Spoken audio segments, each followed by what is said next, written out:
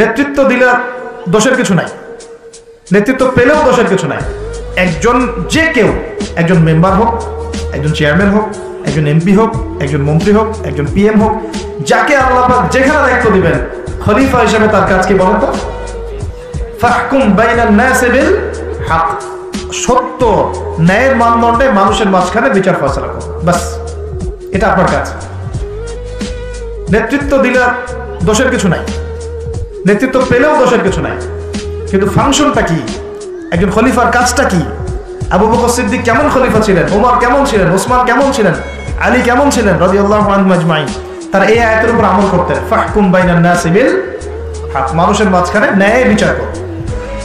ন্যায় বিচার কথা বলা হয়েছে, ন্যায় বিচার। এখন ন্যায় বিচার কতটুকু কি হচ্ছে না হচ্ছে এটা আপনারা আমার চেয়ে ভালো জানেন, আমি এসব নিয়ে কথা বলতে চাই না, কিন্তু আমাদের কাজ এতটুকুই, যাকে আল্লাহ পাক যেখানে দায়িত্ব দিবেন ন্যায় বিচার। আরো আল্লাহ বলছেন, আয়াতটা শেষ হয়নি, আরো সামনে একটু আছে, আল্লাহ পাক বলছেন ওয়ালা তাত্তাবিউল হাওয়া, ন্যায় বিচার করো এবং নিজের হাওয়া প্রবৃত্তির অনুসরণ করো না, নিজের মন গড়া বিধানের অনুসরণ করো না, নিজের প্রবৃত্তির দাসত্ব করো না। যদি করো তাহলে কি হবে? ইউদিল্লাকা আন সাবিলিল্লাহ, তাহলে আল্লাহ পাকের এই সরল পথ থেকে ওই প্রবৃত্তির অনুসরণ তোমাকে বিচ্যুত করে দিবে। কার কথা এগুলো? আল্লাহর কথা। ইন্নাল্লাযীনা ইউদিল্লুনা আন সাবিলিল্লাহ, পরের আয়াত, নিশ্চয়ই যারা আল্লাহ পাকের সরল পথ থেকে বিচ্যুত হয়ে গেছে, লাহুম আযাবুন শাদীদ, তাদের জন্য কঠিন শাস্তি আছে। আযাবুন শাদীদ মানে কঠিন শাস্তি আছে। বিমা নাসু ইয়াউমাল হিসাব, এই কারণে যে তারা হিসাবের দিনটা ভুলে গিয়েছে। এই দুইটা আয়াত আমি শোনাই দিলাম আপনাকে। আল্লাহ পাক যাকে যেখানে দায়িত্ব দিবেন সব সময় এই দুইটা আয়াত মাথায় রাখবেন। যে আল্লাহ পাক আপনাকে দাউদ আলাইহিস সালামের মতো কাজ দিয়েছেন, আল্লাহ পাক আপনাকে আদম আলাইহিস সালামের মতো কাজ দিয়েছেন।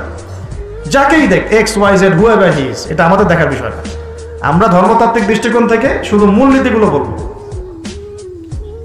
তাহলে এখানে খলিফার কাজ কি বুঝতে পারলাম? মানুষের মাঝে ন্যায় বিচার প্রতিষ্ঠা করা, প্রবৃত্তির দাসত্ব না করা। যদি করি তাহলে কঠিন শাস্তি অপেক্ষা করছে। এখন আসেন, আল্লাহ নবী সাল্লাল্লাহু আলাইহি ওয়াসাল্লাম কি এই আয়াতের উপর আমল করে যান নাই? গিয়েছেন না যান নাই? তার জীবদ্দশায়, তার 23 বছরের এই নববী জীবনে কেউ কখনো জুলুমের শিকার হয়েছিল? বলেন তো, কেউ বলতে পারবে বুকে হাত দিয়ে যে একজন মানুষ জুলুমের শিকার হয়েছে?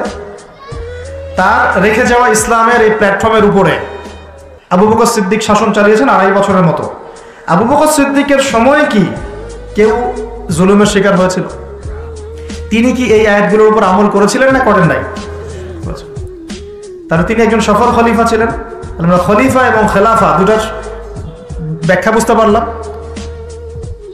যে খলিফা আল্লাহ পাকের বিধান মেনে বিচার ফয়সালা করে, ওই শাসন ব্যবস্থাটাকেই বলা হয় খিলাফা। এটা নতুন কোনো মৌলবাদী শব্দ নয়, আমরা ভুল বুঝি, আমাদেরকে ভুল বোঝানো হয়। একজন খলিফা যে আল্লাহ পাকের বিধান অনুযায়ী বিচার ফয়সালা করে, তার ওই শাসন ব্যবস্থাটাকে বলা হয় খিলাফা, যেটা আসবে সামনে ঈসা আলাইহিস সালামের হাতে। এখন আপনি সর্বোচ্চ পর্যায়ে যান বিশ্বের, ইউনাইটেড নেশনস, এখানে খিলাফা কায়েম আছে? অনেস্টলি বলেন, এখানে কি আল্লাহর বিধান দিয়ে বিচার ফয়সালা করা হয়, নাকি ওদের পশ্চিমাদের মন করা বিধান দিয়ে করা হয়? 100-200 কেন, একদিনে যদি 1000টা বাচ্চাকেও বোম মেরে হত্যা করে দেয়, তারপরে ওরা ইসরায়েলের পাশেই থাকবে, বলবে আমরা আমাদের বন্ধুর পাশে আছি। আমাদের যদি এর পরেও চোখ না খুলে, তাহলে নিশ্চিত আমরা ইন্টারনালি ব্লাইন্ড, আধ্যাত্মিকভাবে অন্ধ হয়ে গেছে। আর যারা অন্ধ তারাই তো অন্ধ দাজ্জালের অনুসরণ করবে। আমি জানি আমাদের উপরের লেভেলে যারা আছেন তারা এগুলো সব ভালো করেই বোঝেন, কিন্তু পরিবেশ পরিস্থিতির কারণে অনেক সময় তারা সত্য কথা বা সাহস করে অনেক কিছু বলতে পারেন না, কারণ তারা অবশ্যই বোঝেন, তারা মুসলিম পরিবার থেকে এসেছেন। আমাকে বলেন, তাদের যে সিস্টেম, এই সিস্টেমের মধ্যে যে অর্থ ব্যবস্থাটা আছে, এটা সুদ ভিত্তিক না সুদ বিবর্জিত? তাহলে এটা কি আল্লাহ পাকের কোরআনের সাথে গাদ্দারি হয়নি? তাহলে ওর আন্ডারে থাকলে কি আমরা সত্যিকারের খেলাফা কায়েম করতে পারবো? সম্ভব না। ও যে মিডিয়াগুলো চালায়, এই মিডিয়াতে ও যা মানুষকে বোঝায় তাই। একজন মুসলমানকে যদি ও সন্ত্রাসী রূপে উপস্থাপন করে, সারা বিশ্ব বলে হ্যাঁ ও সন্ত্রাসী। একজন ব্যক্তি, আমি নাম মেনশন করছি না, গণহারে মানুষ হত্যা করেছে, তাকে শান্তিতে নোবেল পুরস্কার দেওয়া হয়েছে। এই হলো ওদের চরিত্র। মিডিয়া, ওদের পলিটিক্যাল সিস্টেম, ব্যাংকিং সিস্টেম, ওদের প্রযুক্তি, এগুলো কোনটা মুসলমানের স্বার্থে? কোনটা কি মুসলমানের স্বার্থে? সবগুলো করেছে ওদের স্বার্থে। ওখানে গিয়ে আমরা সর্বোচ্চ কি করতে পারি? আমরা হয়তো ওই যে ফিদেল ক্যাস্ট্রোর মতো একটা ভাষণ দিতে পারবো, অথবা ওই গাদ্দাফির মতো একটা ভাষণ দিতে পারবো। যারাই সেখানে দাঁড়িয়ে লম্বা লম্বা লেকচার দিয়েছে, গরম গরম বক্তব্য দিয়েছে, ওদের সবাইকে হয় মেরে দেওয়া হয়েছে না ওদের ক্ষমতাচ্যুত করা হয়েছে। আমাদের চোখ কবে খুলবে? এটা একটা কুফরি শক্তি। এটা এই পৃথিবীর সবচেয়ে বড় শিরক, সবচেয়ে বড় তাগুত, সবচেয়ে বড় কুফর। এর গোড়ায় গিয়ে আমাদেরকে আঘাত করতে হবে, এবং সেই আঘাতটা আমরা করতে পারবো না, আমরা জানি। সে আঘাতটা করবে ইমামুল মাহদী এবং ঈসা আলাইহিস সালাম। আমি জানি আমরা কিছু করতে পারবো, এবং আমি আপনাকে করতেও বলছি না কিছু, ভবিষ্যৎটা বলে দিচ্ছি ইনশাআল্লাহ। এই বৈশ্বিক এই শিরক আর কুফর তাগুতের গোড়ায় সে করে আঘাতটা করবে কে? ইমামুল মাহদী এবং ঈসা আলাইহিস সালাম। তারপরে আবার জেরুজালেম থেকে বিশ্ব শাসন হবে ইনশাআল্লাহ। তখন প্রত্যেকটা মুসলমানের হক অধিকার রক্ষা করা হবে। তখন মুসলমানরা এইভাবে মাথা নত করে বাঁচবে না, মাথা উঁচু করে বাঁচবে ইনশাআল্লাহ। এত সহজ যে মুসলিম বাচ্চাদেরকে মুম্বাইয়ে হত্যা করে ফেললো। আমি আপনাদেরকে দলিল দিলে রাত 2টা-3টা বেজে যাবে। একজন সাহাবীর হত্যার প্রতিশোধ নেওয়ার জন্য নবী সাল্লাল্লাহু আলাইহি ওয়াসাল্লাম 30,000 সৈন্যবাহিনী রেডি করে রোমানদের বিরুদ্ধে যুদ্ধ করতে পাঠিয়েছে। কয়জন সাহাবী? আবার একজন দিনী বোন, মুসলিম রমণী মহিলা সাহাবীর ইজ্জতের বিনিময়ে পুরা বনু কুরাইজার সাথে নবী যুদ্ধ করেছেন। নবী একজন রাষ্ট্রদূত পাঠিয়েছিলেন, খ্রিস্টানরা ওই রাষ্ট্রদূতকে হত্যা করেছিল। ওই একজন সাহাবীকে হত্যার প্রতিশোধ নেওয়ার জন্য আল্লাহ নবী সাল্লাল্লাহু আলাইহি ওয়াসাল্লাম মুতার যুদ্ধে চলে গিয়েছে। কি মনে করেছে মুসলমানদেরকে ওরা যা ইচ্ছা তাই করবে? যখনই মুসলিমরা ইসলামের পক্ষে কথা বলার চেষ্টা করে অথবা শক্ত অবস্থান দেখানোর চেষ্টা করে, ওরা কয়েকটা অস্ত্র প্রয়োগ করে, স্যাংশন দিয়ে দিব, তারপরে কি করব, টাকার মান কমিয়ে দিব, ভিসা বাতিল করে দিব, অনেক সমস্যা। ওদের কাছে এরকম 70 থেকে 72টা অস্ত্র থাকে, একটা একটা করে প্রয়োগ করে। স্যাংশন একটা অস্ত্র, ভিসা একটা অস্ত্র, টাকার মান ইনফ্লেশন হবে এটা একটা অস্ত্র, ঋণ দেওয়া বন্ধ করে দেবো একটা অস্ত্র, IMF এর লোন দিব না একটা অস্ত্র। এরকম অস্ত্র শেষ নাই। এগুলো আপনারা সবাই বুঝবেন না, পলিটিশিয়ানরা বুঝবেন। এই শক্তিটা, এই পুরো পশ্চিমাদের এই পুরো শক্তিটা, আমি বলছি না তাদের মধ্যে ভালো মানুষ না, এটা বলছি না। এটা যারা নিয়ন্ত্রণ করে তাদের নাম জায়নিস্ট। তারা কারা? এই জায়নিস্টরা কখনোই মুসলমানদের স্বার্থে কাজ করবে না। কশ্চিন কালেও তারা এই মুসলিম বাচ্চাদের রক্তের বদলা নিবে না।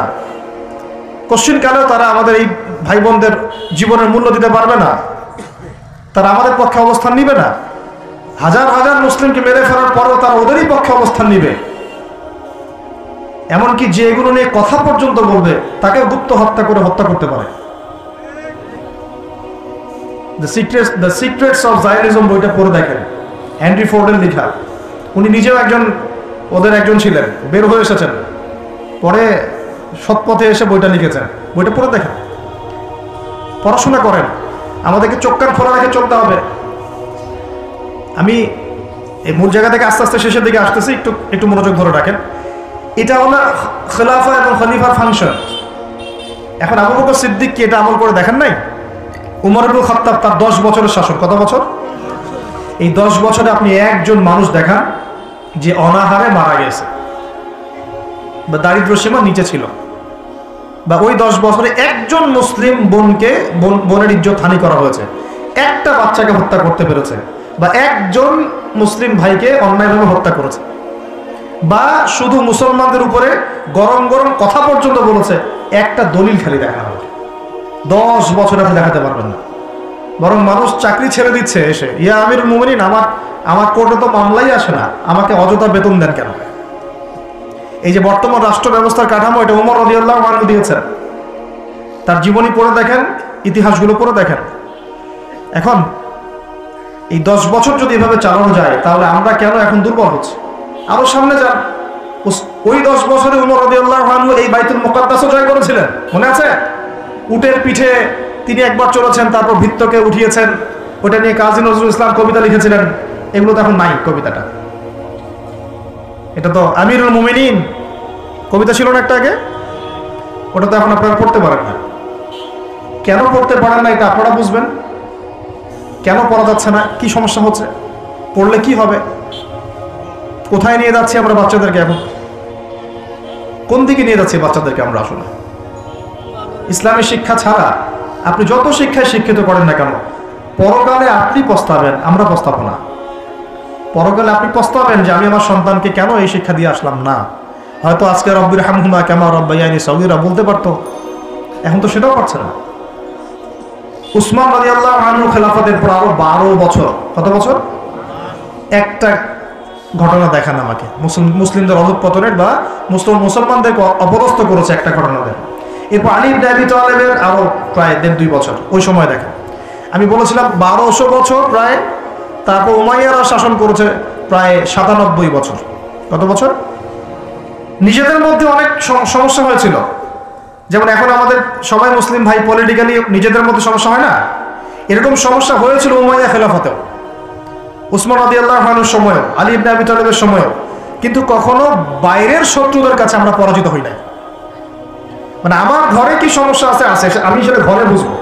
ভাইয়ের সাথে ভাইয়ের সমস্যা হচ্ছে, ওকে ঠিক আছে, হাতাহাতি হয়েছে, মারামারি হয়েছে, অস্ত্র নিয়ে মুখোমুখি হয়েছি, এটা আমার ঘরের সমস্যা। কিন্তু বহির্বিশ্বে মুসলমানদের উপর চোখ রাঙিয়ে কথা বলেছে এমন একটা জাতি খুঁজে পাওয়া যায় না। 97 বছর উমাইয়ারা করেছে। তারপরে আব্বাসীয়রা এসেছে, আব্বাসীয়রা এসে প্রায় 550 বছর চালিয়েছে। কত বছর? এর পর আসছে মামলুক, তারপরে ফাতেমিরা, ওইদিকে কর্ডোবাতে ছিল ইসলামিক খেলাফত, ওই আন্দালুসিয়ায়, এখনকার স্পেন, ইতালি, এগুলো সব আমাদের ছিল। তারপরে সালাহউদ্দিন আইয়ুবী রাহিমাহুল্লাহ আইয়ুবী শাসন এসেছে। তারপরে জেঙ্গিদের শাসন এসেছে। মুঘলদেরটা জানেন আপনারা, আফগানদেরটা জানেন, এমনকি হিন্দুস্তান পর্যন্ত দেখেন নাই? এটা পুরো আমাদের আওতাভুক্ত ছিল এক সময়, ইংরেজরা আসার আগ পর্যন্ত। এভাবে বিশ্ব এগিয়ে গেছে ইসলামের হাত ধরে। কখনো কাউকে জোর করে ফোর্স করে মুসলমান করানো হয় নাই, কখনো কোনো অমুসলিমের অধিকার খর্ব করা হয়নি। এবং একজন অমুসলিম যদি আমাদের আন্ডারে থাকতো, তার অধিকার সবার আগে নিশ্চিত করা হয়েছে। যাকাত সবাই প্রদান করত, সালাত আদায় করত, সবাই কোরআনওয়ালা ছিল, ওলামায়ে কেরামদেরকে সম্মান করা হতো, মসজিদ মাদ্রাসা গড়ে তোলা হয়েছিল, সুদ ছিল না, মানুষ হালাল খেত, এবং মুসলিমদের একটা ঐক্যবদ্ধ সামরিক শক্তি ছিল। আস্তে আস্তে আস্তে আস্তে বিগত বেশি দিন না, আমার স্টাডি হচ্ছে বিগত মাত্র 100 থেকে 150 বছর, লাস্ট 100 থেকে 150 বছরে আমাদের পুরো টেবিলটাই উল্টে গেছে মনে হয়। এক্স্যাক্টলি উসমানী খেলাফতের পতনের সময় থেকে 1914 সালে এটার পতন ঘটেছে, প্রথম বিশ্বযুদ্ধের সময়। এরপর থেকেই কেন জানি এই যে বিগত 100 বছরে পুরো বিশ্বের চিত্রটাই উল্টায় গেল। যারা আমাদেরকে কর দিত একসময়, ট্যাক্স, ওরা এখন আমাদেরকে বলে ঋণ দিব কি দিব না। সুবহানাল্লাহ, আপনারা চিন্তা করেন একটু বিষয়টা। যারা আমাদেরকে ট্যাক্স দিয়ে আমাদের জমিতে থাকতো, ওরা আমাদেরকে বলে লোন লাগলে অ্যাপ্লাই করতে হবে, শর্ত সাপেক্ষে দিতে পারে, তা আবার চড়া সুদে। ওরা বলে যে পলিটিক্যাল সিস্টেম আমাদের কেমন হবে, ও ইন্টারফেয়ার করতে চায়, ও এসে নাক গলাতে চায় যে তোমাদের রাষ্ট্র ব্যবস্থা কিভাবে চলবে। ওরা এসে এখন ঠিক করে দেয় যে আমাদের সংস্কৃতি কেমন হবে, আমাদের শিক্ষানীতি কেমন হবে, ইত্যাদি ইত্যাদি। যে জেরুজালেমে ঢোকার আগে ওদেরকে 10 বার চেকিং করতে হতো, ওখানে আমরা ত্রাণ পাঠাতে পারছি না। ওখানে আমরা মুসলমানরাই আমাদের ভাইকে ত্রাণ পাঠাতে পারছি না, নির্বিচারে মানুষ মারছে, কিন্তু আমরা গিয়ে প্রতিহত করতে পারছি না, আমরা ফোর্স পাঠাতে পারছি না। আপনি বিশ্বাস করেন বাংলাদেশে যারা উপর থেকে নিচু লেভেলে যে সেক্টরে মানুষরা আছেন, এদের মধ্যে বহু ইমানদার মানুষ আছে, বহু ইমানদার মানুষ আছে।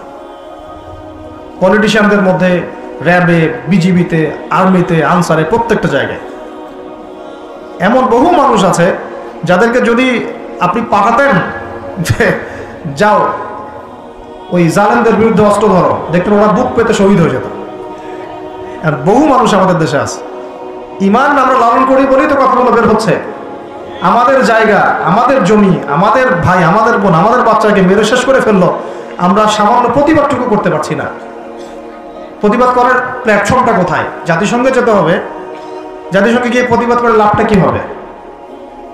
ও বলবে যে আমি তার পাশে আছি, সবশেষে ও 2-3টা মিত্র বানায় নিবে। বাংলাদেশের মতো ছোট একটা দেশ যে পরিমাণ সাহস দেখিয়েছে ওখানে, আরবের বড় বড় মুসলিম রাষ্ট্রগুলো সেই সাহস দেখাতে পারে না। কিসের ওয়াইসি, নাটক, সার্কাস মনে হয় এগুলাকে। 110-20 জন বসবে, খ্যাপসা খাবে, খ্যাপসা আর ওই যে কি ফাহাম, এগুলো খাবে বসে বসে, কোকাকোলা পান কর, কোকাকোলা, স্প্রাইট।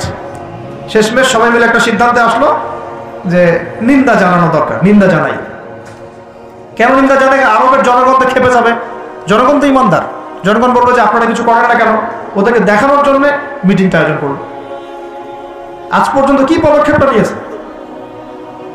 15,000 মানুষের জীবনের মূল্য কি এই 1500 টাকার ত্রাণে চলে যাবে? এত ত্রাণ দিলেই হয়ে যাবে? কেউ কেউ তো বর্ডার পর্যন্ত বন্ধ করে রেখে দিচ্ছে যে এখানে আসতেও দিব না। এই হিস্ট্রি একদিন 2 দিনের না, আমি এক মিনিটে বলতে পারবো না।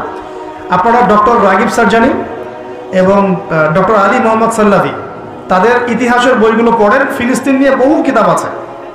এটা বিশাল ইতিহাস। এটা এখন অক্টোবর মাসের ঘটনা না, এটা অক্টোবর মাসের 6 তারিখে নতুন করে শুরু হয়েছে মাত্র।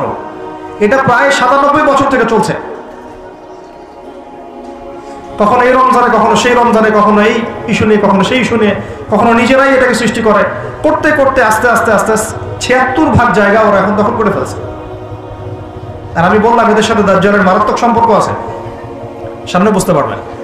তো এটা একদিন 2 দিনের ইতিহাস নয়। আর এই প্রতিহতটা মানুষ আজকে নতুন করে করছে এমন নয়, প্রতিহত করেছে অনেকেই, অনেক সংগঠন এখানে প্রতিহত করে করে করে করে চলে গেছে। এখন না হয় আপনি হামাসকে দেখতে পাচ্ছেন, আগে তো সে ছিল না। ইন্তেফাদার আগে তো সে ছিলই না, নতুন করে তাকে প্রথম শুরু করেছিল ইখওয়ানুল মুসলিমিন।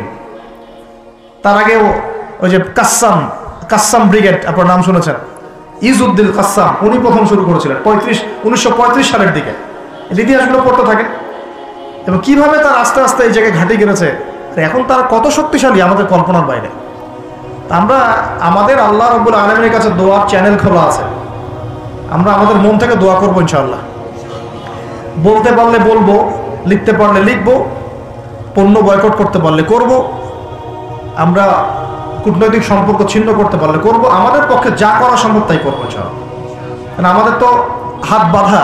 দেখেন, আপনি চিন্তা করেন, চারপাশে আরব রাষ্ট্রগুলো তামাশা দেখছে, মাঝখানে মাত্রই 27 একর বর্গ কিলোমিটার জায়গা, 27 একর জায়গা আর কি, এটার মধ্যে বোম্বিং হচ্ছে। সবাই মানে 22 লক্ষ মানুষকে একটা জায়গায় নিয়ে এসে বোম মেরে হত্যা করা। মানে ভাবটা এরকম যে ধরেন বাইতুল মোকাররমে সব মুসলমানকে ঢুকিয়ে বিষ প্রয়োগ করে হত্যা করা, যেমন এরকম আর কি, স্প্রে মেরে হত্যা করার মতো। অল্প একটু জায়গা, এর মধ্যে 22 লাখ মানুষকে ঢুকিয়ে দিয়ে বোম মেরে মেরে হত্যা করা আছে। এর চেয়ে বড় জুলুম পৃথিবী আর কোথাও দেখে নাই। ওই জায়গাটাকে আল্লাহ পাক বরকতময় বলেছেন, ওই জায়গাটাকেই আল্লাহ পাক বরকতময় বলেছেন। কেন? ওই জায়গা থেকে আল্লাহ পাক বেশি বেশি শহীদ কবুল করছেন, সুবহানাল্লাহ। এটাও বোঝেন, ওই জায়গা থেকে বেশি বেশি শহীদ আল্লাহর কাছে যাচ্ছে এবং তারা জীবিত, তারা জান্নাতে আছেন এখন ইনশাআল্লাহ।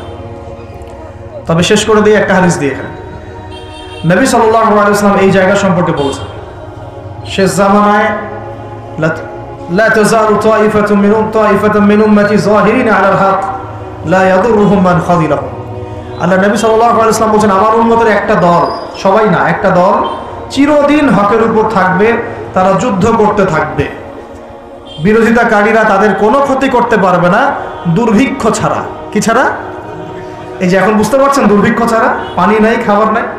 বিরোধিতাকারীরা ওদের কোনো ক্ষতি করতে পারবে না দুর্ভিক্ষ ছাড়া। এবং তার সাহাবীরা জিজ্ঞাসা করছেন, ইয়া রাসূলুল্লাহ, তারা কোন এলাকায় যুদ্ধটা করবে? নবীজি বলছেন যে বাইতুল মুকাদ্দাস ওয়া মা হাওলাহা, বাইতুল মুকাদ্দাস এবং তার চারপাশে। আরেকটা জায়গা আসছে যে ফিল দিমাশক, মানে যে সিরিয়ার দামেস্ক এবং তার চারপাশে। নবীজি বলছেন সর্বশেষ এই দলটা দাজ্জালের সাথেও যুদ্ধ করবে। তো এই দিকে পৃথিবী যাবে। এখন আমরা আজকে সংক্ষিপ্ত আলোচনায় এতটুকু বোঝানোর চেষ্টা করলাম।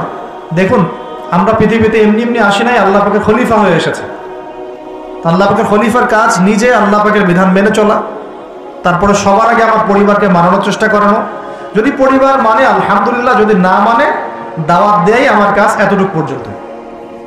আর যদি আমার সন্তান হয় তাহলে তাকে আমি ফোর্স করতে পারি, চাপ দিতে পারি, কিন্তু আমি আমার পিতাকে তো চাপ দিতে পারবো না, আমার মাকে আমি চাপ দিতে পারবো না, দাওয়াত দিতে পারবো।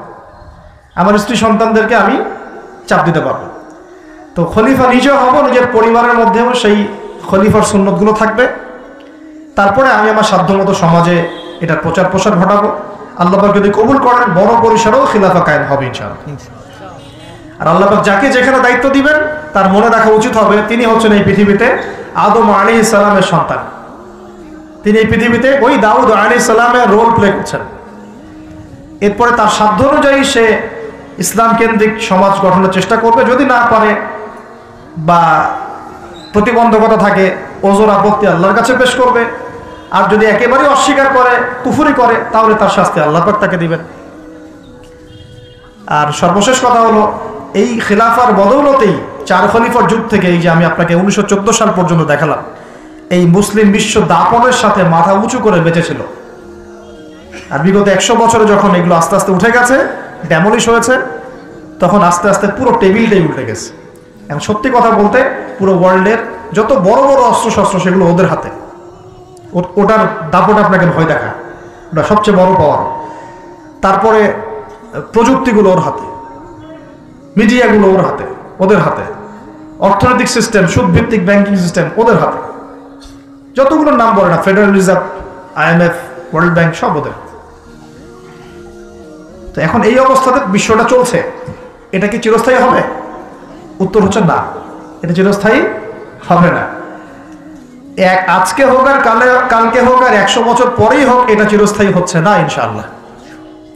কখন চিরস্থায়ী হবে না? যখন একটা প্রজন্ম গড়ে উঠবে, যেই প্রজন্ম তাদের মুসলিম বীর সেনাদের ইতিহাস জানে, শেকড় চিনে, যেই প্রজন্ম 5 ওয়াক্ত নামাজি, মাশাআল্লাহ, তাহাজ্জুদ গোজার, হালাল খায়, যারা আদর্শ পরিবার করার চেষ্টা করে, যারা সৎ কাজে আদেশ করে, অসৎ কাজে নিষেধ করে, যারা ইউনাইটেড, ঐক্যবদ্ধ, বিভক্ত না, যারা আল্লাহর বিধানের সামনে মাথা পেতে দেয়, অন্য কোনো তাগুতি বিধান তারা মেনে চলে না, যারা ইসলামটাকে আবারও বিশ্বে বিজয়ী করার ফিকির করে, চিন্তা করে, ওইভাবে কাজ করে, ইনশাআল্লাহ ওইরকম প্রজন্ম যখন আসবে তখন বিজয় দেখতে পারবো ইনশাআল্লাহ।